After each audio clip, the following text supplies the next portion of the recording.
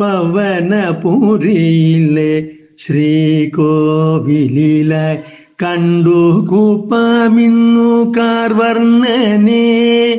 സുന്ദര ബാലനായി നിൽപ്പുണ്ട് മാധവൻ പുഞ്ചിരി തൂകിക്കൊണ്ടാനന്ദമായി.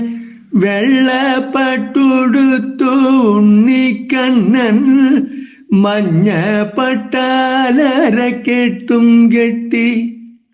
ഇടം കരത്തി കാണാം വെണ്ണക്കൂടം, മറുകരത്തിലായി നവനീതവും.